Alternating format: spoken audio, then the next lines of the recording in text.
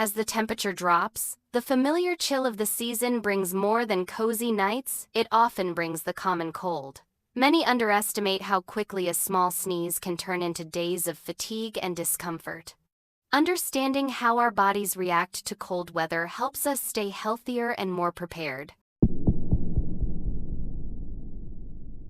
It all started on a Monday morning. I felt a little tickle in my throat. Just a bit tired, I told myself. By lunchtime, I was sneezing. Not the cute, single sneeze. I'm talking about a full-on, 3-in-a-row attack. My nose began to run. I finally admitted it. The cold had found me.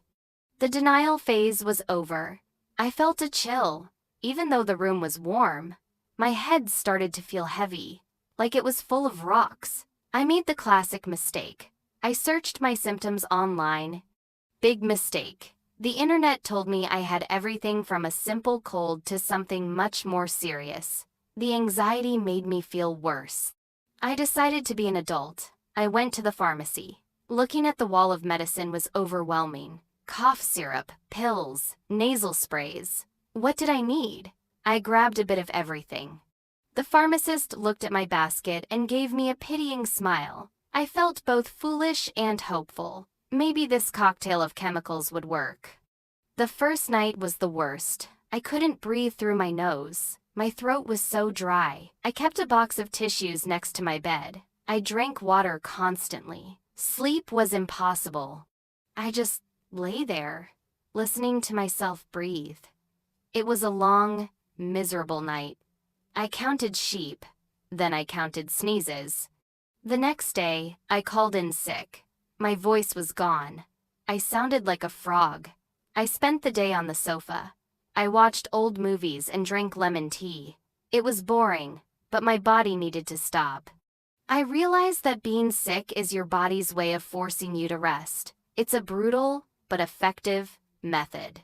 I survived on soup, chicken noodle soup, to be exact. It's like a warm hug from the inside. I also discovered the power of a hot shower. The steam cleared my head for a few beautiful minutes.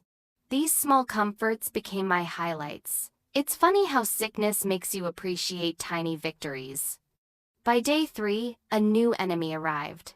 The cough. It was a dry, annoying cough that wouldn't quit. It felt like a tiny monster was tickling my lungs. I drank more tea. I used the cough syrup. The monster was persistent. I started to miss the simple days of just a runny nose. Boredom is a big part of being sick. You're too tired to work, but too awake to sleep all day. I scrolled through my phone until my eyes hurt. I started thinking about work.